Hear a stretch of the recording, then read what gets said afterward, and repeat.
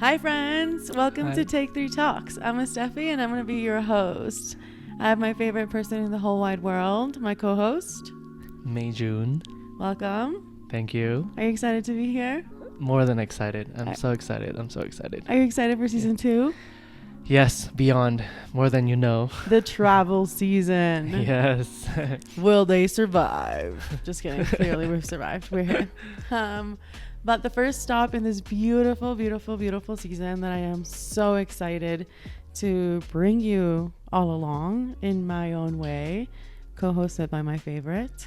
Some of them maybe I'll do on my own. I'll just do like deep dives and rants and practical itineraries. But this season will be all about us sharing these experiences that we've had. And the first stop is one of our more quieter, introspective, vulnerable stops that we did in this big 10-year celebration trip. 10-year celebration trip, and also coming back to the roots kind of theme trip. Ground ourselves. Yeah. And this stop that we're going to talk about, which you guys can see in the title, is we did an 11-day silent meditation retreat, Vipassana meditation, and we will get into all the good details about this. But this was one of the unexpected but almost expected stops in this trip for me. And for you, I would say it was completely unexpected. Yeah, it was not part of the itinerary. Yeah. It happened out of the blue. Yeah. And I'm really glad that it happened. Yeah. I really feel like every stop that we made in this 6-month trip was like blessed by the universe, because even when things were going wrong, like things went right. Exactly, like after we saw it unfold, like when it was unfolding, we were like, oh my god, I cannot believe we're living this. Yeah. And I feel like this experience that we're opening this season with is that. And I feel like unless you have lived and gone through an meditation retreat or some sort of retreat where you're really pushed outside of your comfort zone, I feel like maybe you won't understand like the scope, or maybe you will over traumatize the scope a little bit because you haven't like lived it. But yeah, we're just here to share our experience, our opinion, our lived experience in Chiang Mai, Thailand. And without further ado, let's get started. Let's do it. So May June, we did not speak for 11 days. That's hard to believe, but true. Yes. We went to Wat Ram Poeng temple in Chiang Mai, in the outskirts of Chiang Mai, let's say, like by the airport area, in December 30th. Yeah, we got to Chiang Mai 3 days before this, but December 30th is when our retreat started, right? Yes, correct. And I want to give people a little bit of like an understanding, just super grounding, basic of like a basic intro of Wat Ram Poeng and Vipassana. We'll get more into more details, but this is like almost like the layman's version of the place and what we were doing. So Wat Ram Poeng, Tabotaram is also like another name for it, is at Theravada Buddhist temple in Chiang Mai, Thailand. So Theravada is like one of the types or styles, let's call it, of Buddhist practices. Like I was reading about it today, so everyone go do your research. Temple in Chiang Mai, Thailand, known for its rigorous Vipassana meditation retreats.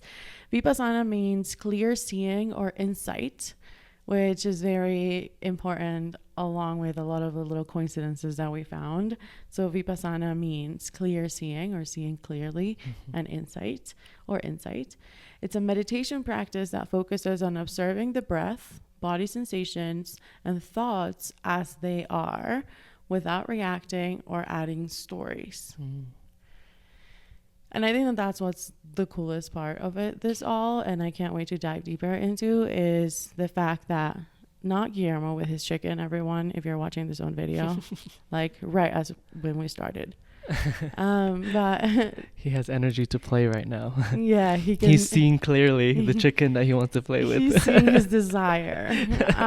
But yeah, so it's all about just seeing clearly, going inside the body, the sensations, and not forming stories or not going along that finding, let's call it. So I think that that's what's really cool. But let's take it from the top. Who are we? What is our relationship to meditation? And how did two creativepreneurs who love talking and multitasking end up voluntarily shutting up for 11 days straight? So who are we? You can start with you. So I'm Mei Jun. I'm Chinese Jamaican, and if you've seen season 1 first episodes, they have everything about our story, who we are, where we're from, all of that good stuff. And my relationship with meditation was almost non-existent. I've always have been interested, but I never put myself to doing it. I've joined a couple of your own personal practices here before our Asia trip last year, 2024. But besides that, I had no experience with meditation. Oh, yeah. I didn't mean to interrupt you. I know that this is season 2 and I'm supposed to have grown, but you also did some meditations with Mary Finkel in university, no? In like yoga class or whatever. I think yoga was the closest thing. Or maybe it was not Mary Finkel, but it was like Brooklyn. But I remember like yoga, like there was like, but it was like a one-off class in some sort of experience. It wasn't anything that was like meaningful to you in a sense that you were like, yeah, I like have gone to I had gone to some sort of group meditation outside of the sound baths that you came to. You had not like gone to like some sort of group meditation activity. No, right? never. No. Yeah. No, haven't. Yeah, I think the closest thing has been yoga or Pilates or some type of breathing exercises. But besides that, nothing like what we've experienced at the meditation retreat. Yeah, because it's also very different than breath work because it has nothing to do with breath work exactly. in a sense. So exactly. So it was new for me. I popped my cherry in Chiang Mai. I bet a lot of people can say that. But okay. Ka-ching. So how about you? Who am I? I am Stephanie Maria, and I'm Ecuadorian born. You know all the good things that are, I think, on an episode in the podcast. Pretty vulnerable episode, so yeah, warning. But yeah, so I'm 31 years old and I started therapy. Let's start there because that's important. When I was 22, I believe 22, and in therapy I discovered mindfulness, and with mindfulness came connecting with my breathing, and then my therapist recommended meditation, and I was like, what is that? And Headspace had just launched, and they had like free 30-second meditations, literally like catch your breath, count to 30 seconds got passed, and that's all I could do. And then I remember I was also part of ClassPass. So I would go to meditation classes because there would be like meditation, like guided meditation classes and stuff there, like on Stretch. And then I continued Headspace. I joined Headspace running as well. Headspace, like if anybody doesn't know Headspace, it's really awesome. They have runs that are meditation runs. So like a coach guides you through the run as a meditation. Well, all that it is, meditation is just focusing on the present moment, right? So it's nothing like out of the ordinary or anything. It's just like, you know, focusing like when you're running, for example, on each foot touching the ground, or the speed, or your tutung tutung, or your breath, how if your breath is going really fast, if whatever, right? Like that is to me meditation, at least. So that's my relationship with meditation. I had been intimate with it, not in a way that I could do it a lot on a daily basis up until the pandemic hit. When the pandemic hit, I really started meditating almost every day. I found Deepak Chopra. My practice got like really deep with guided meditations. Then I found breath work. Then I found Insight Timer, with completely broke my loyalty to Headspace, and I'm a loyal girly, so you know that's a lot. But Insight Timer changed my life. They have a timer on it, but they also have a huge library of free content, and chanting mantras came to my life after I found sound healing. So I got into meditation through mantra chanting, which is another beautiful practice of meditation. If you're not ready to close your eyes and stay in silence, for example, I highly suggest you start with your favorite song and closing your eyes and singing the favorite song for the start to the end. And that could be your meditation starter. And then once you're good at it, maybe you can start with, I don't know, maybe just like the sound of the ocean, something like that, right? Try Insight Timer. It has really good sounds that could help you. But yeah, I think that's my relationship with meditation. I was doing it daily on a daily basis, 5 minutes up until temple. So I was comfortable with sitting meditation. Yeah. Long story long, as always. Long story long. And how do two creativepreneurs who love to talk and multitask, how did we end up choosing to like willingly go there? And don't go into like the whole story because we will get into that, but just like now looking back, how did you get into this? How did I decide to? How did you stumble upon this decision in your life? Like, not into like what was the thought process? We'll digest that in a little bit, but just almost like now looking back, like what did made you in that moment not know that you know now that that's what you needed to learn? Does that make sense? Like for me, at the moment, I didn't know.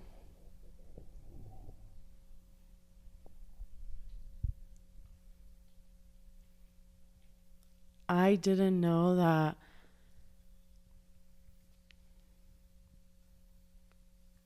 slowing down was everything I needed in my soul. Like, I had been slowing down, obviously, by proxy, by being in Ecuador, but like, not in New York. But there's still a mindset. And I had not noticed how fast my brain was going that my body even couldn't catch up to next. So I think that's what I didn't know. Like, I thought it was all going to be about healing and the trauma and the wounds and whatever. But what happened to me was very physical as well. Like when I learned about walking practice, the confidence I really felt. So I think that strength, I didn't know I needed. Well, that's beautiful. I think that for me, long story short, It's okay if it's long. Is that is that I think personally for me, I needed to learn a lot of self-compassion, a lot of kindness, not being so harsh on myself or with myself, and having more clarity with my own thoughts in my mind because of the fact, consciously or subconsciously, juggling so much. I think that it was affecting me more than I realized, and now looking back, this was something that has helped me so much to be able to let go and release a lot of things that I felt like I had pent up, that I subconsciously or subconsciously had been, holding in. And having those 11 days there really helped me to be able to digest and dissolve or let go of a lot of that. So I think that that's my hindsight and how I understand now almost like how Yeah. much you needed that detox in Yeah. a sense. Absolutely. That's Mhm. cool.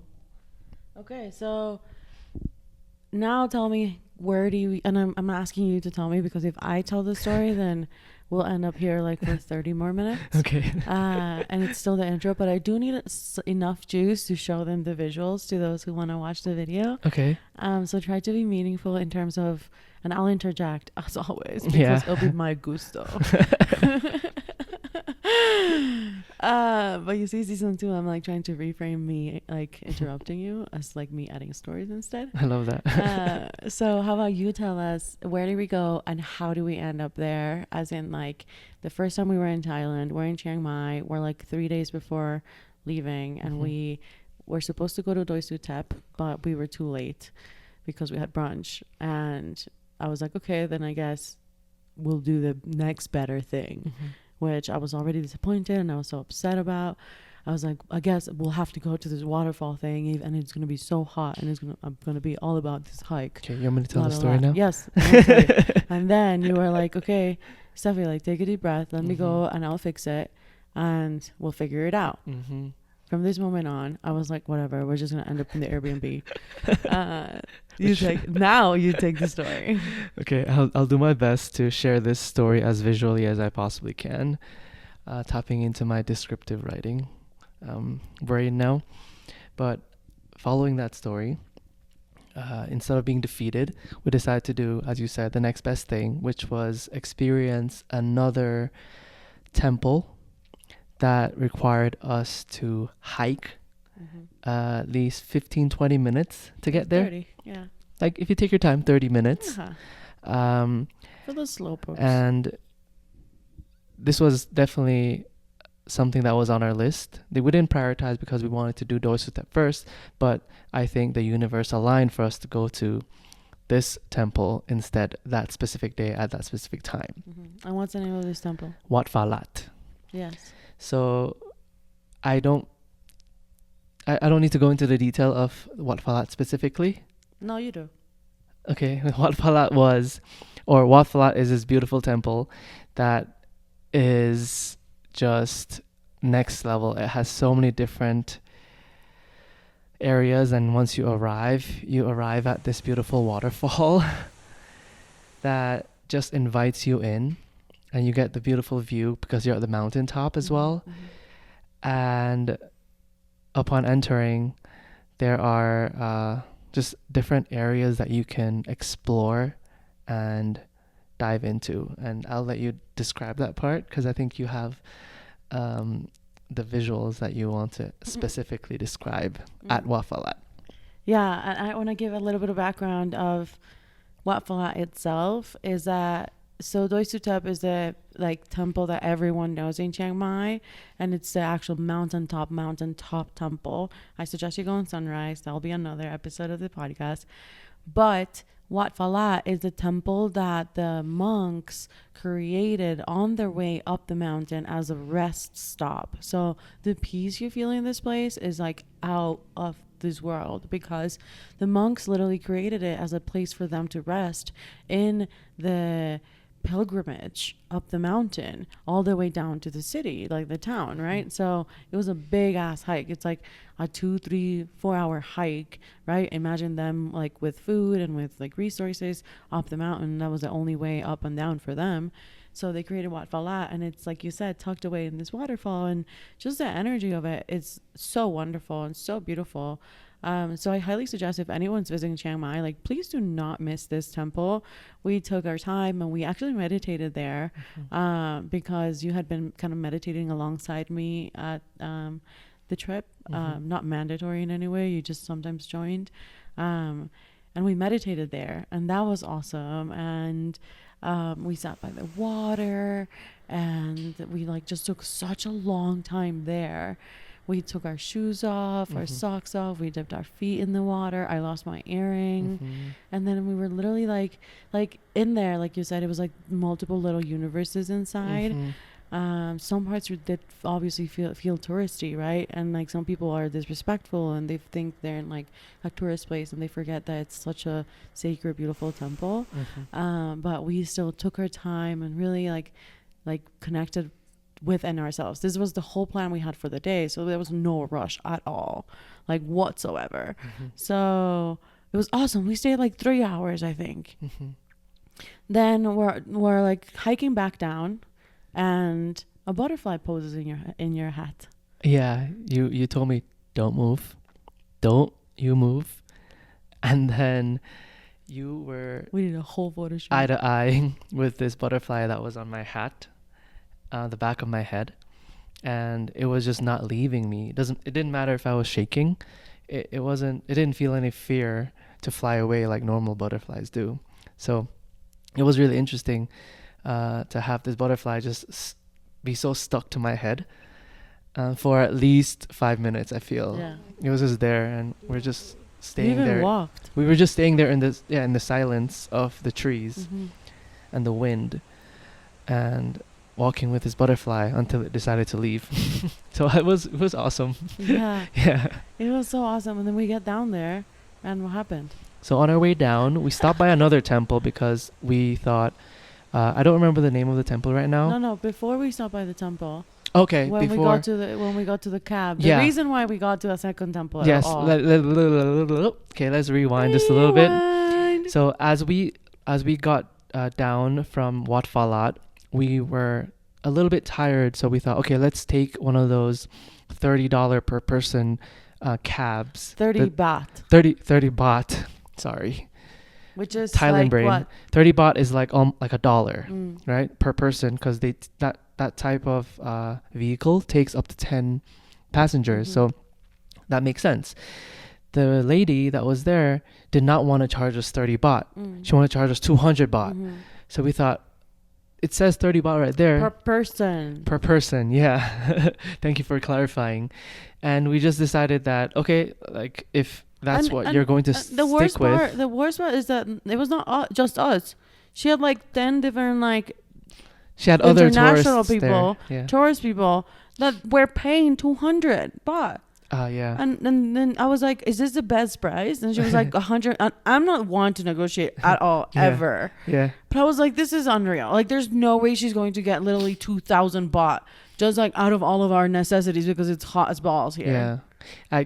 It's not that it's like beyond expensive, but it's the integrity of it that really threw me off. So we both decided to walk instead. So we walked down the mountain. It's like a long drive, guys. Yeah, it was a long drive, but we decided to walk and just take our time because, as Steffi mentioned, we didn't have anything else planned. And it's on the way down. How hard could it be? Yeah.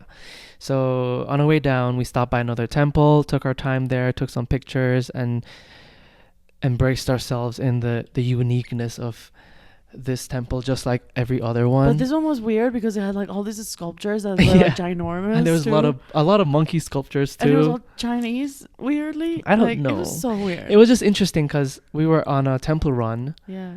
Being in Thailand, going to 30 different temples. I love that you said we and not like Steffi made me, so I appreciate you. Yeah, of course. That's like love token. So we decided to just add this one to the list too. So we were walking down it when we needed the toilet. Yeah, we just took our time. And then we saw everything, and then we continued to make our way down the hill. But then I was like, okay, looking at the Google Maps, I was like, okay, Steffi, like, one, we're gonna get hungry. Two, it's hot as balls. Did I mention that? Thailand is hot, very hot. There's like very hot season and not so hot season. We were in the not so hot season that was so hot. And I was like, what are we gonna do? Like, we're just gonna walk down this mountain like 400 million kilometers, not really, but like all the way back to like the town. Like, I guess we'll find like a tuk-tuk or like a Grab or something. But I was like, there's got to be some sort of food around here. And then I find like burger place. Major and I had just mentioned that we wanted burgers, quite literally. And there's a place called Homeless Burgers. And it was right behind the architecture school of the University of Chiang Mai. So I was like, it must be like one of these like student run places, like not run, but like student places that the students go. Must be popping. So it must be popping, like I was like, students gotta eat like cheap and good and juicy, so it must be good. So we're like, let's go. I was like, MJ, are you Major? I was like, Major or Amor. I was like, are you hungry? And you're like, yeah. I was like, would you be into burgers? And I was like, we've had enough Thai food. Like, we ate like papaya salad and green curry every single day.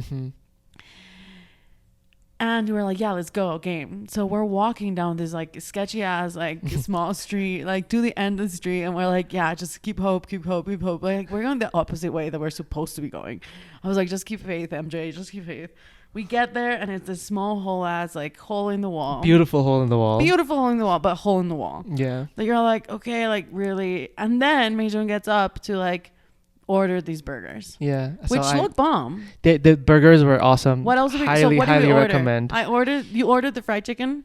I ordered the fried chicken. And then I got I ordered the mushroom sauce. Yeah, and I got the fried chicken burger. See. Yeah. We'll and have onion pictures. rings. Onion rings, French fries. And wings. And wings. Yeah, we were really hungry, guys. So we ordered a good amount of food. And then it's so cheap. I go to order, and Steffi has was it on your phone? Yeah, on my phone. You were browsing on your phone. Yeah. And then I was on Google Maps. I was like, okay, what direction are we heading from here with like a full belly? Because we still have to walk. Right. Nobody's gonna come get us. So I'm looking, and then I see that this temple that I had saved in my maps, but like I'd like saved it begrudgingly in a sense because it was like kind of far outside of Chiang Mai. It was on the way for some things, but not like in a way that I was like, oh, I'm going to do the trek to go here. But it kept popping up as like they accept international foreign meditators. That's how I found it for the first time and how I got to save it, because it was like, this is an international meditator friendly temple. Mm-hmm. So I was like, oh, that could be interesting. I knew. So side stories, like I didn't know, but I wanted to do a New Year's meditation retreat somewhere. I thought I was gonna go to India, and then I backed out, and then I kind of forgot about it, but the universe had its other plans. So then I was like, let me see this website. I was like, it's a website girly. I was like, let me look at this website. While I was ordering burgers and like talking to the owners, pictures of the owner, like biographies, like you guys all know socializing, all the deets, like asking the owners for his backstory, like when were they born, what made them start their business, what's their most selling business like product. But so I'm like browsing, and then I see that I was like, okay, they said their schedule, right? Like I'll show their schedule. I'm like, okay, boom, boom, boom. I was like, that's so me. They're so strict. I'm like, let's go. And then I see like below it says like schedule for retreats December 30th, 2024. I was like, holy shit, no way. Yeah. I was like, this is going to happen. Like this is 100% happening. I'm going like 98%. Like, and I had not even been to the place. I was like, but this sounds like my game, my jam. I was like, we just need to walk there. And it says like international student office closes at 4:30 p.m. This is like 3 p.m. No, like 2:45. No, it was. No, we finished eating at 3:30. Okay. So it must have been like 2:45. Okay. Like we it like was it getting took us there. about 20. It was getting there. Yeah. No, we like hustled. Yeah. But okay, so then you come in with delicious meal. I come in ready to eat with all the delicious food that we ordered, and then Steffi says, "Before we eat, can I show you something?" No, as we eat. We were hungry. But to add the drama, let's say before we eat. Yeah, and then I said, "Sure, yeah," and then she sits down and shows me the Wat Ram Poeng website with all of the details, all of the process and information about the meditation retreat for foreign students at Wat Ram Poeng. Yeah, so I literally say, are you game to come visit this place? I would love to go through their meditation here for New Year's. You don't have to come. This is what it's all about. I'm going to just like vomit everything like what you said. And you asked me, and I said, okay, sure. Let's go. Let's check it out. It wouldn't hurt. Yeah. It's just adding another temple to our list. That was my mindset, Literally. I was, That's funny. In that moment, I knew I wasn't ready to do something like that. But you were. But I wanted to support and just give it a chance. So we had our burgers, delicious burgers, super full. We paid. We said goodbye to the owners, and we started to trek rapidly.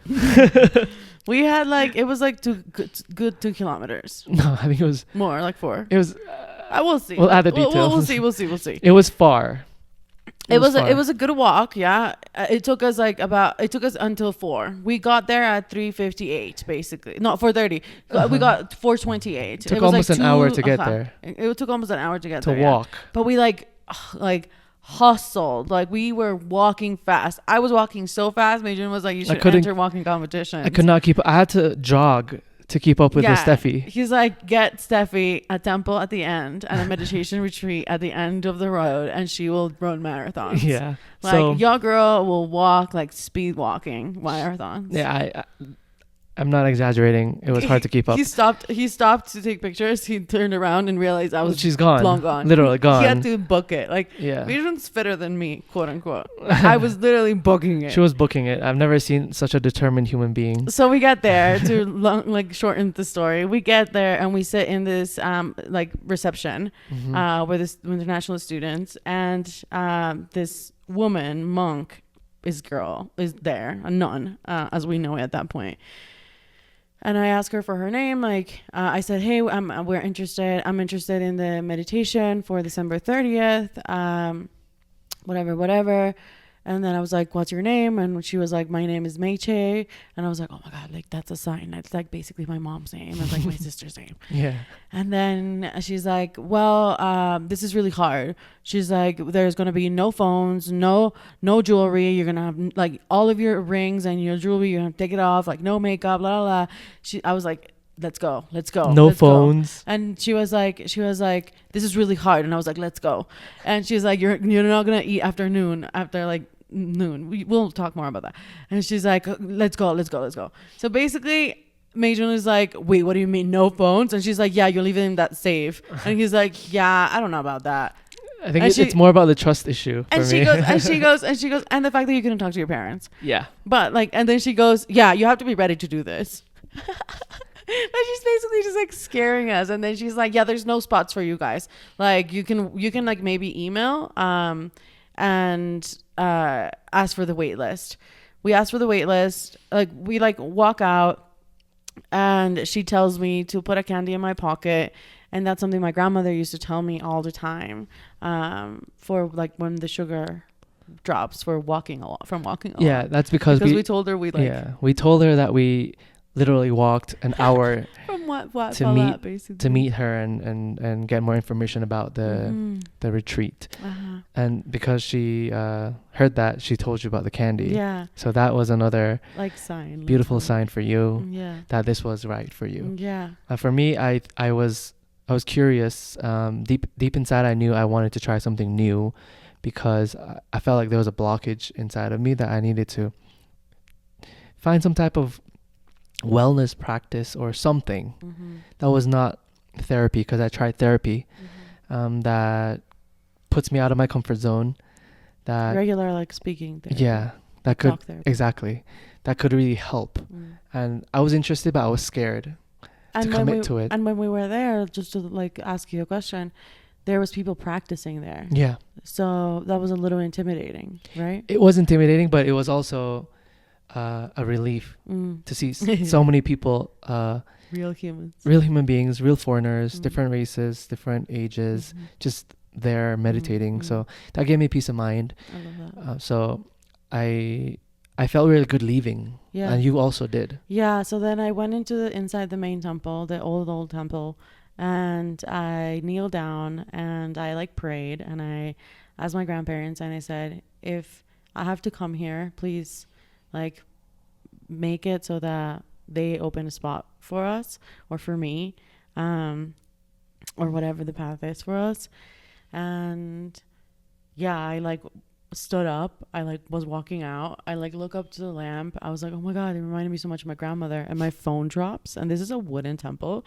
So that thing was the loudest sound that motherfucking temple has ever heard in like life. And there was people meditating there. There's people in deep sitting meditation. And my phone. It was so embarrassing. I met shame in that moment. Just kidding.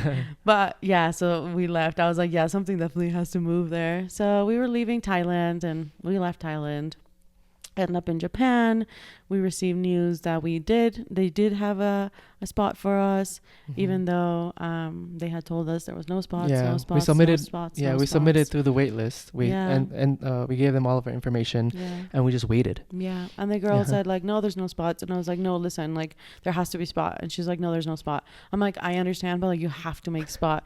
And she's like, but there's no spot. But I was like, I know, but like I am only in China, in Asia at this moment, at this time, this moment. Like I am telling you, I will only fly to Thailand to do this. Like please, December please 30. make it happen. Like you tell me when I fly, I buy my tickets. Like whatever it takes. And she's like, no, sorry. And we're like, okay, great. Well, whatever. We'll Mhm. just go to Japan, Mm-hmm. live our best lives. We're in Japan. All of a sudden, we get an email. Hey, a spot opened. Mm-hmm. And For the both of you, For the both of you. do you guys want to still come? You have to commit Yeah. and tell us and confirm. And send us your details. Mm-hmm. And you have to be here like 2 days before, whatever. Mm-hmm. So- She gave us, or they gave us all of the information. And I had not seen this email. And then we were falling asleep after like a gorgeous day in Tokyo. And Meijun goes, hey, they replied, I think we should answer tomorrow. So we make it a date to go make a decision about this, at least to submit like our yes. And like Mhm. if we didn't want to commit, we could like always pull out. Or at least you could pull out, let's Mhm. say. Because I was like 100% in. Mm-hmm. I was like maybe 35, Aha. 40%. Maybe, sorry, I just like tapped the mic. Sorry, guys. Maybe like 30%, Mhm. maybe. And we make a date. We go drink matcha, this wonderful, beautiful park. And, you know, in the Tokyo story, you'll learn all about it. And we decided to do it. Mm-hmm. We decided that, yes, this is our thing. We submitted our paperwork. And then that night we had a beautiful conversation at a ramen joint in Tokyo because you were not 100% sure, or maybe 2 days after, you were not 100% sure and you needed to be sure. You needed to share with your parents what you were going to do, etc. Mm-hmm. So it was a big decision. Yeah. And that's when people ask me like, hey Steffi, like how did you convince Meijun to do this? I say, I did not convince you by any means. The Mhm. conversation we had was, I was being really vulnerable and I said, hey, if I do this, I may not be in the same page as you will in our intimacy or maybe even in our same wavelength. We may, and that may be okay, Mm-hmm. but I feel like I may learn a lot more about myself that may separate our paths. Mm-hmm. And that's okay if that's the decision that you want to do, because that's the decision that's best for you. I will do this no matter what, because at the end of the day, the timing aligned perfectly. I had points and etc. Right? So how can you tell people a little bit like what was the biggest like decision making deal, Mm-hmm. not deal breaker, but deal maker for you, and why you decided? Because for me, it was obviously, I don't need to talk about that. Why did you decide to go, and kind of what was that deal maker? Mm-hmm. Yeah. For me, the biggest thing was my own personal discomfort with trying new things that require this type of commitment, where there's no talking, there's no phones, there's no this. So it was just, I think that uncertainty, that was the first thing. The second thing was, how am I going to communicate this with my parents? Because my parents are very traditional in the sense that, or are unprotective, and they worry a lot. So I was worried what they would think of me telling them that I would like to go to a meditation retreat in Thailand. They have preconceived notions of a lot of things. Security. They would just be worried, and I was And they are scared not, that they were not going to understand. I'm sorry to interrupt you, but they're not like traditional in the way that people would assume, or like the Western world has stigmatized traditional Chinese people, which are like Buddhist meditation practitioners, or practicers, let's call it. Absolutely. For you, your parents have no connection with meditation, no practice with meditation, mental health connection or anything. We have a whole episode on mental health and everything, and even episodes with you where we've talked about this before, but overall that was a blocker for you. That was a big blocker. That connection with your parents, not having a phone, not being able to give them daily updates or like signs of a life, and have to kind of open yourself up to be like, hey, I am going to do something for my mental health. So I just want to ask you, with this, as much as you feel safe sharing, what did your family suggest you do when you were telling your parents? How did you approach telling your parents? Because I think a lot of people may feel like I remember the first time I told my parents I was going to therapy, I was like scared shitless, right? So how did you kind of approach this? Did you ask friends for family people for advice? Did you just kind of go for it? Did you I don't know, obviously you don't speak the same language fully with your parents, so it's nuanced, but how could someone that maybe is trying to do something for their mental health, whether that's go to therapy or a retreat or whatever, and has family members that have stigmatized mental health in general, how would they approach this? Or how have you approached this that would be like a piece of advice in a way for people?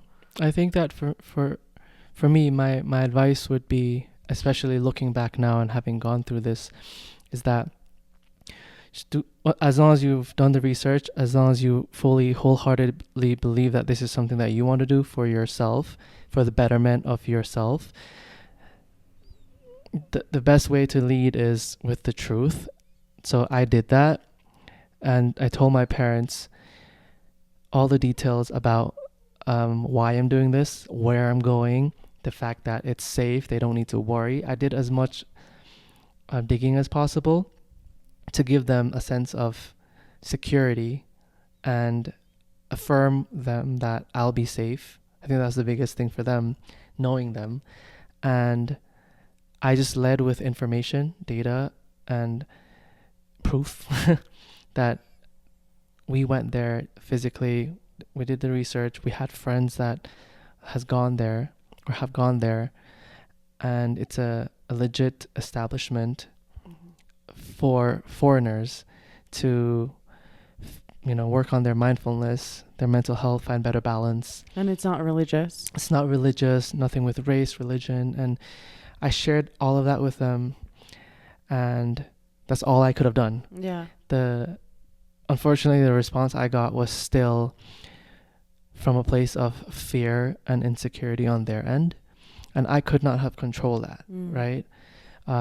It was still painful to hear. I don't need to share details, but it was just essentially not accepted. And this was something a lot what you just shared just now was there was nothing you could do to control that. Yeah. That's something that you learned at Vipassana, basically. Right. Yeah. But at that moment, you were like, what can I do to have them trust me? Yeah. Right. So I think for people, it's just just know that as long as you stand on your truth, as long as you have done your research, and as long as you know that what you're doing, like my Majun said, is true to yourself and positive towards yourself in some way. Yeah. That's all you can do, right? Yeah. And I'm glad I didn't ask I will ask next time, but I didn't ask my family members, like my cousins, for advice, because they straight up told me, you should not have told them. You should have lied. Should have lied. But I think that wasn't something I was comfortable with either, because being 11 days without a device, what am I going to tell them? They're going to think I'm dead, So also, you're a 33-year-old man. Yes. Lying to your parents about going to a retreat that makes you better. Yeah. You're not going to party. You're not going to go do drugs. You're not going even to go to ayahuasca, which I have nothing against. Yeah. But you're not ingesting anything. This is literally you go sleep, you go meditate, you go eat. That's it. And you go care for yourself. That's it. Exactly. So that's why it was actually painful too. Yeah. The fact that they could not have even supported me in that. But I can't wait for you to share the after. and kind of how it was coming back. Yeah. So So let's continue. yeah, I want to ask you, and this is going to be all about like asking and answering and stories, right, Yeah. guys? Thank you And feel for- free to come in and out and share your own stories as well if you've ever gone to a retreat. But I just want to ask you, and I'm sure a lot of people ask, like, because a lot of people were really surprised when they learned that we were boyfriend and girlfriend and that we were a couple at the retreat and that we were a couple doing this together, and they were like, what the hell, like how, like we did not know that you guys were a couple, because there was another couple at the retreat, actually a husband and wife, and they very much seemed like a husband and wife. Like they would eat together even though it was not allowed. After eating they would have breakfast, like dessert, etc. You would know that they were a couple or friends. With us, we were very strict about it. So why did we decide to do this as a couple, duo versus solo, like each one on their own? What made us think this was a good idea for our relationship? And was this a spiritual honeymoon or a recipe for a breakup? Wow. How do we? There are a lot of different layers to that question. Just go where you want to go. Why did we decide to do why did we decide to do this as a couple or creative duo or solo Versus solo. Well, we knew we wanted to do this together. I knew that I wanted to do this by myself. No, together after. or by myself. No, after the Like, fact, yeah. But even if you were there and you were like, I'm out, I would have still stayed. Yeah. Not because I didn't want to be with you, but it was very much like me experience. And I think that if I would have gone out, would you have stayed? I don't know. That's a good question. I think that I would say I would have stayed more than I would have left. Yeah. I would have left if you needed me to. Yeah. As a or if I support. felt unsafe in a sense. Yeah. So I think that's my answer. Yeah. But we decided to go on this individual journey, but as a back, like I guess story to it is that it's also for our relationship too, because for me personally, I wanted to learn more about myself, to have that clarity, as I had mentioned earlier, about my own emotions and my communication, expression, and ground myself, to check myself a little bit more so that I can be better for myself, which in turn becomes better for our relationship. So I think that was why I decided to do it, because what you said I really took to heart, that if you had gone, experienced that for 11 days and I didn't, and stayed in China and maybe did what was comfortable, I maybe would not have been on the same emotional wavelength as you, or spiritual wavelength. That's really important in our relationship. And that also added to my decision to go as a couple, but also as individuals. Does that make sense? That's great. Yeah. Yeah. ×2 to that answer. Yeah. So what made us think that this was a good idea for our relationship, in a sense that were we sure that this was a spiritual honeymoon, or do you think this was a recipe for a breakup? I personally, I think that if it didn't break us up, it would make us stronger. But I knew there could be a chance where we could break up, in the sense, what if you were going to be 11 days not talking to anyone but your inner thoughts? There's a lot of realizations that can come to play, and that can be like, hey, listen, like I want to, like, I don't know, move to China, be with my parents, and like connect back to my Chinese roots. It could, and God knows, you know, like, and vice versa. Exactly. It could have been for you. I don't know if I actually feel like I belong in this culture at this time, like in terms of with a person that has so many different contrasting cultural just things. Fair. You know, that could have been a thing too. Fair. So we knew that, I think internally and subconsciously, we knew that there was a potential of, as you said, a recipe for a breakup, or it could have strengthened our relationship more. So for me, it was worth that. For sure. experience together. Me too. Yeah. Me too, for sure. So at Wat Ram Poeng, you're invited to strip away all the distractions. No phones, no talking, no reading or journaling, no caffeine, only 2 meals a day. The retreat is donation based. Basically, it's around 15 USD, 500 baht that you do as a donation. One time, and then you do whatever you daily. want. Not daily. Just one time, and you can stay for 10, 26, or 40 days. And it's the same donation at the start. And then at the end, you can donate whatever you want. But you basically live in simple white clothes, everything white. They also rent clothing there, very accessible. Consider it a donation in a sense. You start waking up really early at 4 a.m. for chanting. We do walking meditation and sitting meditation, as well as you focus on sweeping, my sweeper, sweeping. And of course you have like just hours of just silent practice. Of course you eat as well, and you bathe and you do your things. The idea is to get so quiet that you start hearing yourself clearly and seeing yourself clearly, right? Seeing clearly. So just to repeat all the no's, you have no phones, no jewelry or makeup or perfume, no colored clothing, so white only, even to your pajamas, even though my roommate at one point did not have white pajamas, but I stopped being roommates with her. Just kidding.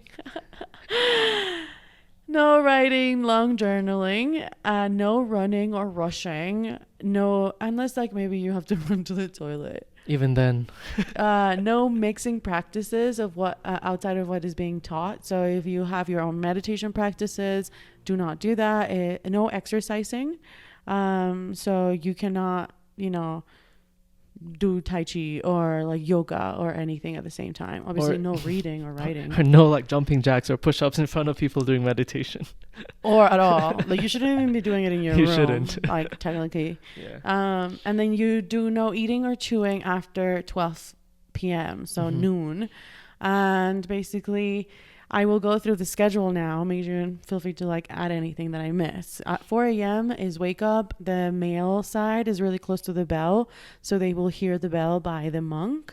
The female side is really far, so we have an alarm that literally sounds like a fire is happening. So I would really wake up at 3:45 so that I was out of the building by 3:50, because my nervous system can't take that alarm at 4 a.m. Are you serious?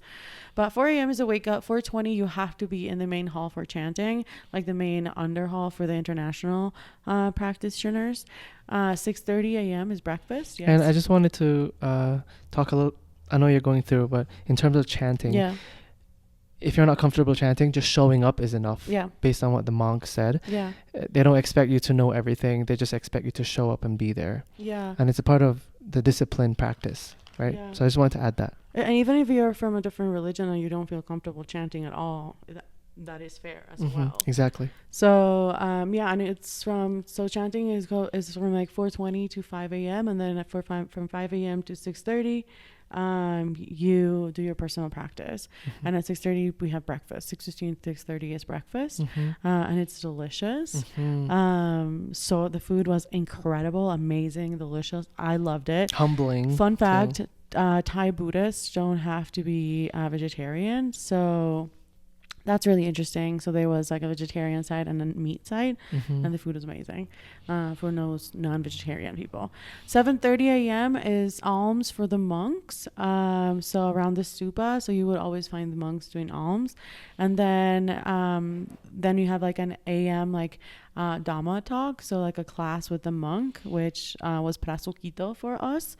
And 10:30 a.m. you have lunch. So yes, 10:30 lunch. This is really early lunch, but it's amazing. You can have as many servings as you want, so you're always full, really. But what I love about the food is, sorry for interrupting, is that they really teach you to eat mindfully, eat intentionally, eat to fight hunger versus any type of like for any other reason than that. And desire or pleasure or changing your body or And I love that you do a prayer before and a Yeah. chant before you eat, and it's really mindful. And I love the prayer itself. I'll share it in the video, and as well as the show notes. But yeah, it's really, really awesome. So 10:30 a.m. lunch, then noon, or sometime in the afternoon. In the afternoon, you do your reporting to the monk. So every 24 hours, you do reporting. So basically, you sit down, whether that is with the master or with Sukito, and they ask you. For me, it was like, how are you doing? How's your practice? Do you have any pain? How many hours did you do in your practice? Because you're assigned hours that you have to do as your homework in practice. And yeah. And if there's like, for example, if you're changing practices or types of steps, let's say they teach you what step you're going into. So there's always chanting at both temples on campus, let's say at around 4:30 and 5 p.m., which is evening chanting. There's a nuns side, which is really beautiful in like the old temple. And then there's like in the big new temple, they have people from Chiang Mai, like from the town come, and everyone's dressed in white, and it's really awesome, and everyone's chanting. And I would love doing my practice. I loved doing my practices there because just the energy is like, oh, so cool when everyone's just there and just having their best energy, right? And Wednesdays, there's Buddha Day. You can like look more into this, but it's this beautiful ceremony. And at 10 p.m., lights out, bedtime. But not everyone has to go to bed if they want to. But it's not really recommended to practice too late at night. Yeah, and all of these are they're structured routine for you that to abide by. But no one's gonna come and like punish you for anything. And just to close out, like in terms of the no chewing after 12 p.m. is that, so no chewing, but we can have liquids. So we can have milk, we can have yogurt, ice cream, and that, I just wanted to point that out. Yeah. I loved having my little ice cream dates by my Free Palestine table. My the watermelon table. What are they all, guys? There's a watermelon table. So I would have my ice cream there, and I would do a little prayer for all the children and all the people in war, and I would eat my Thai tea ice cream, and then I would go back to my practice because nobody's got time to do anything else. Okay, so all the empty time, you're basically either in a walking practice or in a sitting practice. Anyone that's done like sitting meditation is familiar with sitting practice. You can either sit in half lotus or however you want in a chair with your feet down on the floor. You normally have a mat. You can do it however you want. There's specific rules. We don't have to get into all the details. And then walking practice is really awesome as well because you're able to obviously walk very slowly, and they break down the way that you step. So there's, I think, like eight, 6 steps, whatever. But we didn't get to all of the steps because the basic course is 26 days. Then the pro, let's say, the advanced is 40 days. So we did 11. So yeah, it's really awesome. And how did you do with the routine? I personally really loved it. I loved the routine. I loved the food. I loved waking up early. I loved going to sleep early. I always went to sleep early. I never really practiced at night. I was really comfortable, not in the sense of like the mat that you sleep in is comfortable, but like I really enjoyed my time there because I knew that it was just 11 days. So I soaked everything in and I did not miss one thing from the outside world. Wow. How did I do with my routine? Because I was new to meditation. Also, I just want to say, interrupt you, that you did have some naps in between today. Yeah. I rat him out. So my routine was, how did I do with my routine? So I found it just a little bit challenging, especially during the first week, to get into that routine of sitting still for so many, I guess, hours per day. So my body and my mind had to adjust. So I think, looking back now, to answer this question, it was a learning curve. and I proud of myself for sticking through with it, and I did my best. So I would say, looking back now, I did okay. We can always do better with whatever, but at that time I did my best and it was enough. And also, I think it was really awesome that you, for example, did a lot of sweeping.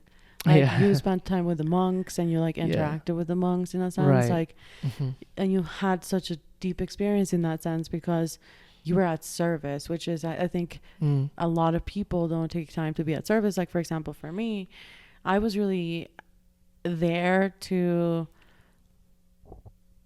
befriend myself and be in my practice in a sense, selfishly almost to the point. Like, and you on the other side, you were really there to experience it all, whatever that was. Like, even if you, like, your meditation bar was of expectation wasn't as high, your experience bar was higher. For me, my experience bar was lower in a sense, quote unquote, in terms of service and like interacting with others. But my meditation bar was like high. I see what you're saying. There's no wrong or right to experience it. Of course but not. Yes, no right or wrong. My priority was myself and my own wellness and learning these tools. But part of being there, and also paying $15 one time to stay there for as long as possible, having room and board and food. I personally, naturally, as a human being, felt like me sweeping and keeping areas clean, whether that's my dorm area or the monk area, and helping out, it felt normal for me to do. I felt like I needed to do that. Can you tell them the story of the leaves and the truck? Yeah, so after my meditations, my morning ones, and after lunch, I'd like to take a quick break, take a shower, excuse me, and then in my dorm, and then maybe sweep a little bit. So that was my like first few days. And one of the days after, or on my way back to shower, I saw that the monks were like sweeping and putting all of the leaves, literally like a mountain of leaves, into a truck so that they could, deliver and move it out of the temple. So I thought, okay, I'll go help and just meet these monks because I was just very fascinated with how disciplined they were. Yeah. And I was interested in getting to know them, even though I was not supposed to talk to anybody. They spoke to me, the monks spoke to me, so I had to speak back. Yeah, obviously. I'm not going to just like shut up. So it was just basic conversations about name, where I'm from, how was my time here, and thank you for helping, because they said, usually foreign students don't help. So that was really nice to show that, the foreign students can be nice too. So I just helped them, and I actually sweated balls because it was actually so hot too. Good thing I didn't shower yet. And I helped them move all of the leaves into the truck, and I was there literally like different positions, because it was almost like you have to like have positions and like different chain. Chain, yeah, like almost like a chain where two monks throw the thing up, the basket of leaves to the top person throws it in the truck, and then takes the basket, throw it back down. So and it was there's like a person in the truck that's stomping exactly all the exactly. So it was like part of that. I was part of that team, and it was nice. I switched positions in different parts, and then I helped as much as possible. At one point, you ended up in the truck with the monk. I was in the truck with the monk, yeah. And then after, I told him, I can do a few more because I have to go meditate. And to do the practices that I'm supposed to be doing, because they're going to be like, at reporting, they're going to be like, Amazing, you only did 4 hours, you were just assigned 8. Yeah. So I helped out as much as possible, and then I left. But at the end, one of the monks, he actually gave me his, he was like one of those residential, what do you call them? Yeah. One of the locals, one of the local Thai persons that were practicing there. So it was monks and also the local Thai practitioners. So one of the practitioners, we actually exchanged Instagrams like towards the end of the 11 days. So before he was leaving. So it was really cool. So that's cool. so that was a very long story. I love it. I love it. I love it. Yeah. So I just to give people a quick. You start with 6 hours that are assigned to you. 5 minutes sitting, 5 minute walking, 5 minute walking first, 5 minutes sitting. Then you go 5 minutes every day. So 10 minutes, 15 minutes, until you get to 60 minutes. So if you're there for 7 days, you reach 60 minutes faster. If you're there for 10 days, you reach 60 minutes fast, like, slower, etc. And you report on like how you're doing, and you add up your hours in your notebook. I am showing to those who are seeing this on visual basically my notebook, and I used to write my hours like this. And yeah, so you just keep a log, and then you report it to the monk in your reporting time, and you keep track, and they have your log with you, and then next time you go, if you go again, you keep that same log, and it's really cool. Yeah, so just a little bit of guidance for you. They give you based on how good or bad, or just how they think you're doing with the practice, and then they give you some type of guidance to follow. Yeah, which was really nice. I love it. So what is one of the things that you loved the most or impacted you the most about the temple's methodology or values? So for me, I would say the first thing is, I know I'll try to do it quick. The first thing is when Ajahn, the master, like the lead of the temple, said that they don't use malas or any type of beads or anything in their practice, in their meditation practice, because everything that you need is inside of you, and it's all about seeing clearly and tuning into those like sensations and not following. So you don't need anything outside of you. And then the second thing that I loved a lot is compassion. And just how everything was about seeing yourself, witnessing yourself, being with yourself, recognizing yourself, even others. But like when you're seeing others, recognizing them through your lived experience and not blaming them for the discomforts or the things you are experiencing. So just the compassion and that witnessing yourself and witnessing those emotions, witnessing without following, without creating, that to me was beautiful, like so fulfilling and so life-changing, those two things. I love that. Yeah, I always thought that you needed like a necklace or a charm, and I'm such a visual girly that of course I wanted something like that, but I loved it. Yeah, I love that. One of my answers included that as well, about acknowledging and not following or trying to fix or resolve something, which I tend to do, right? So that was one thing that I realized during my time there, which is nice, because I guess this leads to my my second thing, which is being able to see your habits in order to improve or change it. And if you can't see your habits, you can't change them. So I think that was a really big thing for me when I was there in what they taught, that as human beings, we learn habits from the moment we're born. So as adults, being able to have the clarity and maturity, emotional maturity to see that is the first step to be able to work on them. Right. So that was the second thing. And the third thing for me that unlearn those habits. Exactly. And the third thing for me that I appreciated the most is the importance of staying in the present. I tend to, because we run a studio and we juggle so many things between the business and our personal lives, I tend to really think so far ahead, or try to plan ahead, or have that certainty ahead, that I forget to be in the present. So I don't pay as much attention, or I'm not as mindful. So the learning that I got from them is to be present, and that meditation itself, the result and the goal and the objective is being present. So that was the big thing for me. I love this. So I just want to say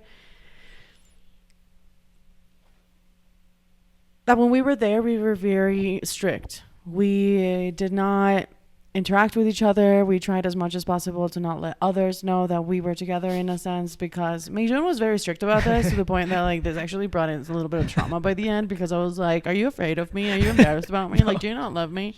But whatever. We were very strict, yeah. But what I loved and what I wanted to share is something that fell off out of my notepad from the Vipassana, because even though we're not allowed to journal, you're given these little things, so you remember your schedule and like things that you learn in like Dhamma talk, right? And Meijun obviously asked for 2 because Mr. Writer. But the 1st of January was like our second morning there, and like after like being like really initiated into Vipassana and like the meditation, it was our second morning there, and I was really in my feels and super emotional, and I just wanted Meijun to know that I loved him, that I was really proud of him, that it was a new year and that we were doing this together but alone and separate, but that I'm here, and that every time I see him, like I like literally feel butterflies. Like I have a write up here that literally says like, I'm just gonna be cheesy because like, you know, you guys need to like know the truth of Steffi. This is insightful BTS. It literally says, Do you have where it? is it? Yeah, it's here. Maybe it's not here. Whatever. But I literally like was so in love with him, and just like hearing his voice, I was just like, oh my gosh, I can't believe it. And whatever. It's so irrelevant. I just wanted to say that, yeah, it was really beautiful to be intimate and share and leave him a note. I wanted him to feel loved and contained, and like I was so in love with him. And it's so awesome to see your partner just like work on himself or themselves and be there, and you know how hard this is. So you know that they're working so hard, and it's so wonderful to me. It's the most like, it's one of the things that I admire the most in people, is just like how their ability to keep growing, to keep learning, to keep teaching, and just like working on themselves. So it was just so beautiful to see him and like see his little like face and his little body just there. And so I made him notes, and then he sent me little notes as well back, and we would leave ourselves notes in our shoes, sneaky outside of temple, but like outside of our main practice area, and we would put it in our shoes because we knew each other's shoes, obviously. So I just wanted to share that little nugget, because even though we were very strict and we did not talk to each other or anything, Meijun did talk a little bit with like other people, and we talked at like day 10, I think, or day 9, a little bit, but yeah, it was just really beautiful to have that experience of like, we also like kind of like rub our chests, and like that was a way of like telling each other that we're safe and that we love each other, and good morning and good night, or we had our little like sign language. I wanted to say that because everyone had different days there. Some stayed 7 days, some days stayed 10 days, some stayed more. So I spoke to some of the people that were leaving. So they were leaving, so I was like, okay, they're leaving, I'm not gonna just be like, don't talk to me. Exactly. So that was one of the reasons why I felt like, okay, I should talk to this person before they leave, etc., etc. And it was also kind of part of your experience. Like, it happened to you. It wasn't like you were looking for it. No, exactly. It happened to you. Yeah. To me, I was definitely like putting myself outside of situations where people would even talk to me. So I was meditating in like different random places. So I just wanted to ask you a few quick rapid fire questions.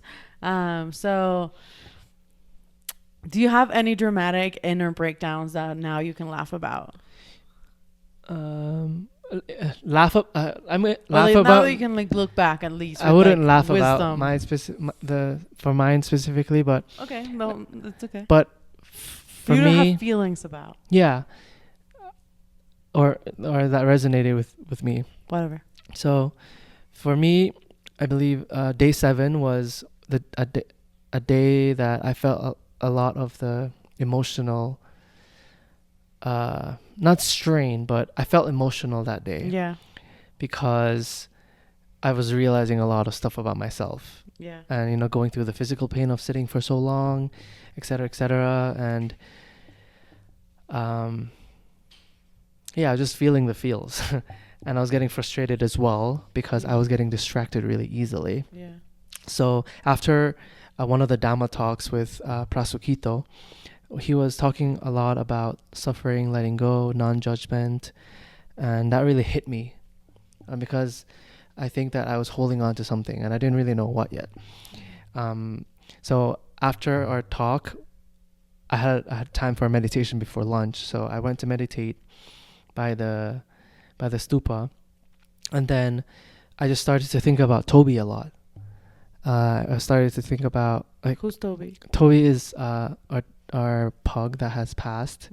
He was 15, and he passed before we went for Asia in August 2024.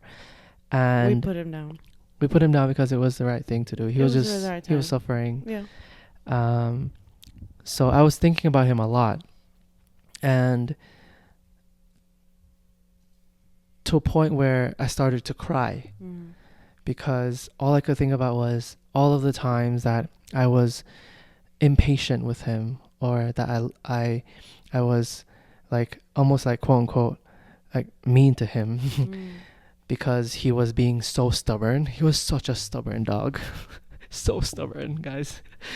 And I just remembered all the times I was just He was just like me. not compassionate with him, and I didn't have patience for him, and I was just beating myself up in the time and asking Toby for forgiveness, basically, because I just had the Dhamma talk about letting go and forgiving, and I think I was really holding on to that. I was judging myself a lot for being that dog owner that just lost patience with his dog.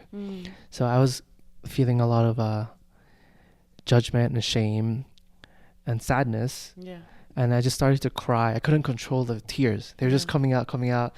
And yeah, I was going through that. And in the meditation, I know we're not supposed to be thinking or following or anything like that, but this was like a special little like 30-minute session that I had where I was just letting go of it, and knowing that Toby knows that, he forgives. He's like, it's all good, man, type of thing.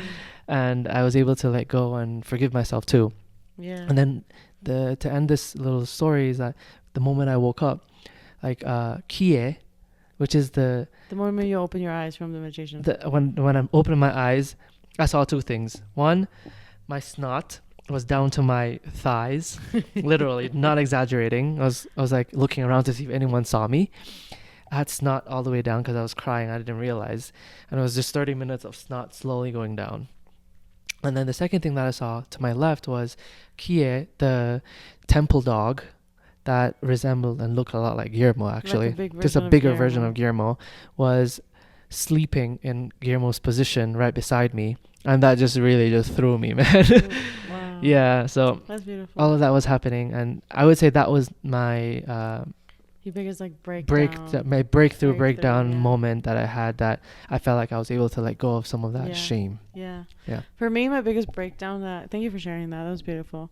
For me, my biggest breakdown was actually like, I'm going to share the funny one just because I think it's fun. But my biggest breakthrough was a night that was the day before I actually like kind of like the time where I broke my record. Let's say it was like the 12-hour day that I meditated for 12 hours. The night before we woke up that next day, I was so tired, and my last meditations were always the hardest because you're so tired, your body hurts, it's later at night, the sun has set, you're starting to get a little bit hungry, so you're like, fuck, like just like last push. And I was just so tired and so like emotional, and I was just bawling and crying, and I was just like literally, like it was one of those meditations that the timer had not gone off, because we get from the temple a clock for your alarm and a timer for your sessions. The timer had not gone off, and I was like, fuck it. So I just like took my legs off of half lotus, and I just like put my chins like on my knees, and I was just crying. And then I was like, I like the first thing I'm going to eat when I get out of this temple is going to be pizza. And I was just like, okay, it's time to go to sleep. Like, I need to call it. This is my last go. I need to take care of myself. I opened my eyes, and Meijun had left me a beautiful milk. We're given milk or some sort of milk in the afternoon, and he had left. I assumed it was him. Who else had left like a jar of little milk? And I was like, oh my God, so sweet. And then the next day at lunch, there's pizza. And on top of that, the guy asks me if I want my jugo, my juice of the curry, over my rice. And that's something iconic that my dad loves. So I was like, it's a sign, that like, it's okay. That like, just push through, like, keep going. Like, you're not alone. Like, keep going. So it was just funny because I then got to reporting, and I also had a huge breakthrough that day. I was being so hard on myself and so focused on the hours, and that's an episode for another day. But I got to reporting, and I told Tsukito, I was like, last night I was crying for pizza, and today the universe delivered. We got pizza for lunch. He's like, where? I didn't see it. So he was like, how was it? I was like, it's a best try the type people could do to pizza, but could be better. But so yeah, that's like my funny one. But That's great. I love that. Yeah, I wanted to know if there's any quotes that you want to share from your notes from that came up in Dhamma talk, as well as as we start to wrap up the episode now. I just want to know if you would do it again. Mine answer is yes. I would. Yeah. I would try it again for sure. And what advice would you have for anyone who's trying to get into meditation? Maybe someone who's early in their meditation practice or relationship, and maybe while you share a quote. Yeah, I can share the advice first, actually, and then some of the quotes I would say would feel like part of an advice too. Perfect. I think that the biggest thing for me, if I was to tell myself trying to meditate for the first time or learning to meditate consistently, is don't try to have a good meditation. That was something that we learned there, because I had mentioned this earlier. The point is not to not have a good or bad meditation, but the point of meditation is to be present in that moment in time, right? That is the technique, to be present, and also the result, right? So as fresh off the boat meditator, for me, that was big advice. Yeah. Because I would be hard on myself during the meditation to not be more focused, to not be able to hold my position longer, or et cetera. But that is part of the meditation, to acknowledge those things in the present moment. The stuff that's coming up. Yeah. Exactly. I would say that for me, my advice is don't think that meditation is about putting your mind in blank. Number two, I would say don't try to do it alone. There's so many resources out there, guided meditations, sound meditations, like not guided meditations, silence, putting a timer on your phone. Don't try to make this perfect like moment, or start where you are. Like you're in the car, as you're in traffic, take a moment and be like, oh, I'm really angry right now. I'm really frustrated right now. Great. Start there. Or you're having pizza, you're having lunch, to continue the pizza talk. Oh, this pepperoni is so deliciously spicy. Right? Yeah. Or like veggies, right? Like this mushroom is so crunchy. Didn't get watery today. Like those moments of presence, those moments where you can just like, right now, if we are quiet, raindrops, a little bit of wind, maybe some cars, right? That little presence, slowly.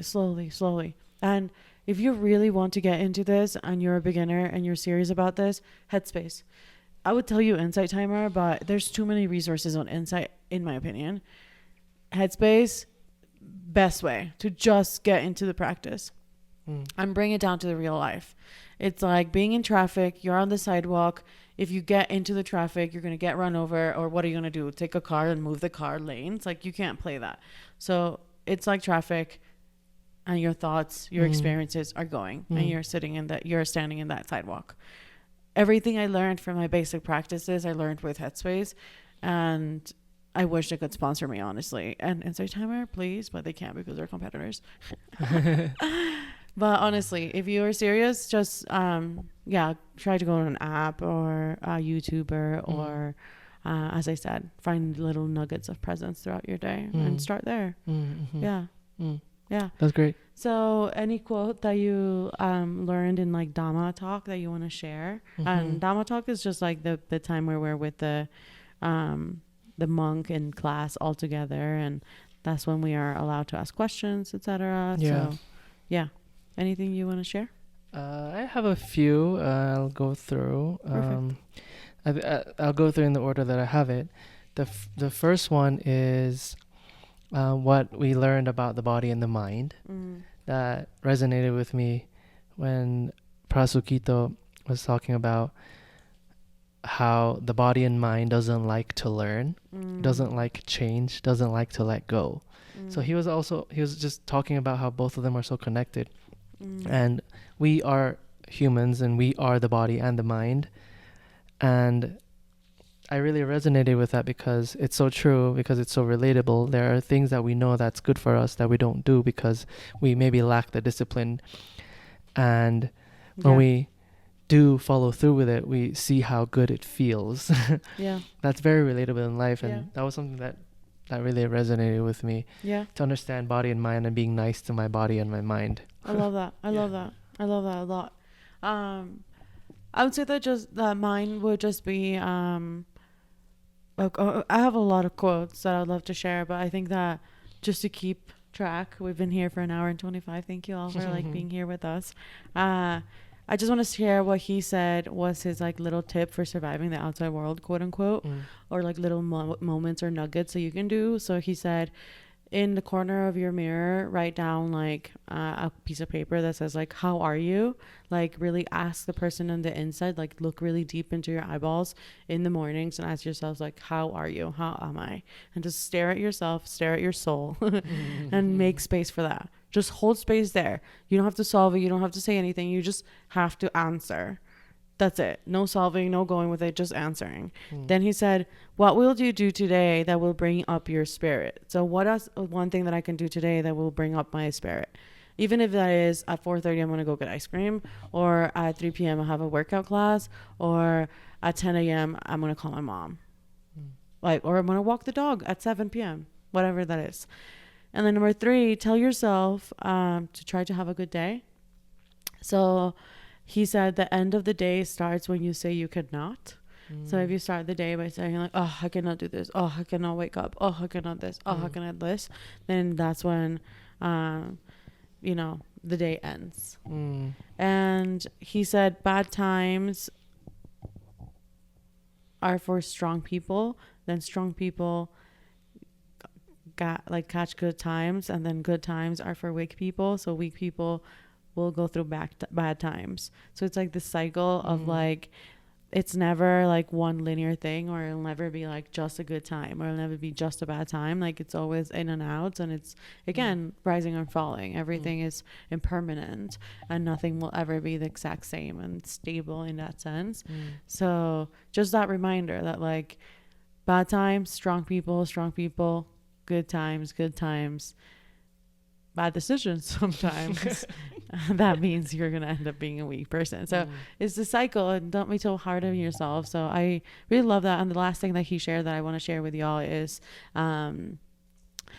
every 4 hours or kind of half the day, just try to remember, what did you do? What have you done? Do a quick check-in. What did I eat for breakfast today? Like, just so that we can bring ourselves back in time, because sometimes again we're doing so many things that we like don't even know what we ate for breakfast. And those little moments bring us back to the present. That's so important. It's always about being the present. And I just wanted to add just a few more, and then we can close. Is letting go and not holding on was something that was expressed a lot during those those Dhamma talks about pain is not suffering, just a feeling, and suffering is holding on to pain. So that was one of those like mind blown moments of being able to separate suffering and pain, right? So I love that. The experience of pain versus suffering. Exactly. Interesting. Yeah, I love that. I remember that. This one also resonated with me about how things stored inside always comes out eventually. It's just a matter of when and how. So that was really beautiful. And then the final one that I'll add here and share here is something that I asked him specifically about how to deal with specific things I'm struggling with. And he says, there are 3 things when a situation happens, 3 things for you to make a decision. You either adjust something with how you're doing or dealing with things, you go to rectify this situation, or you let go. So those 3 things: adjust, rectify, let go. Whatever you decide, you move forward and you follow through with it. Yeah. I love that. So that was really beautiful to hear. Thank you for sharing that. Thank you for sharing that. And just to finish, I want to ask you, if someone's looking for, or I will share really quickly, if someone's looking for a meditation center or a Vipassana center, what would they do? Go online. There's certified Vipassana centers. It's actually dhamma.org, I believe. And they have all the Dhamma, like certified Buddhist certified centers. So make sure that you go to a legit one. Make sure that you look online. Reviews always. Make sure that you find somewhere that's legit. They have a website. They have some sort of organization that like is government backed. And be smart. So yeah, that's what I would say for some people like looking for centers. There's like non-certified centers and certified, so just always be smart. And who do I think this experience might be for? Anyone curious who wants to challenge themselves, who has some sort of curiosity towards mindfulness and mindful living, not necessarily religion at all, spirituality even, just I think having a curiosity for mindfulness and an open mind for discomfort is the people that I would see this being for. Yeah, I think curiosity is definitely one. Another one is, Prasukita says people who come to meditation retreats are probably suffering in one way or another. Yeah. So if you are going through something difficult, definitely find professional support. But this could be also complementary to that by experiencing something that... part of your journey. Yeah, being part of your wellness journey of learning more about yourself, sitting with your discomforts, and just learning different tools to help ground yourself and let go and release some of that tension that you feel inside. Yeah. So I would say if you're going through something and you just want to be in a space that takes you out of the real world, where there's so many distractions, so many responsibilities, and you want to be in a space that all you focus on and prioritize are like eating, sleeping, and meditating, I think that would be perfect for you. Yeah, and there's a lot of different centers. As I mentioned, Wat Ram Poeng is known as one of the most strict. You are allowed to use your phone for 20 minutes a day if you really want to. We decided not to. So yeah, if you have questions, if there's anything you want to share or ask, if you've been to a retreat before, if you've done meditation before, if you have meditated, if you have had a hard time with it, anything you want to share, please come on over to the show notes. Now they're all on Substack. If you are watching this on Substack, welcome to the new platform where you guys are all really here with me, and I'm able to be in touch with you directly on your inbox. And if you're still here because with Spotify or any of the other platforms where you listen to your podcasts, thank you so much for being here. You guys are honestly part of the home in my heart where the internet world becomes a safer, more beautiful, grounded place. And I wholeheartedly hope that you feel safe, welcome, and curious, creative being here in this podcast. So thank you for being in TakeThree Talks, Meijun. Thank you for sharing your experience with Vipassana. Thank you for coming to Wat Ram Poeng with me. And the last thing I want to say is that I've always heard horror stories about Vipassana specific meditation retreats, especially about their food. Wat Ram Poeng has got you covered. The food's incredibly delicious, especially if you like spicy food. That's where it's at. Thai food, spicy, delicious. And they do have showers. They do have hot water. Again, this is not a hotel. You do go to be in discomfort, but it is such a beautiful, safe place, or at least it was for us. And don't take advantage of anyone. Check out your intentions. Make sure that you are there because you want to be there.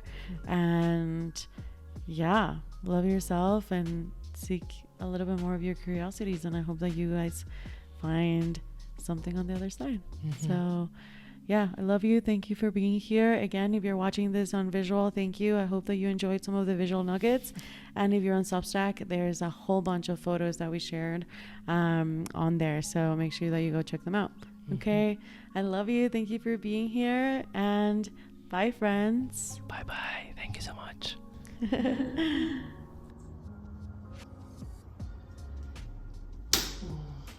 job. You want to go for a walk?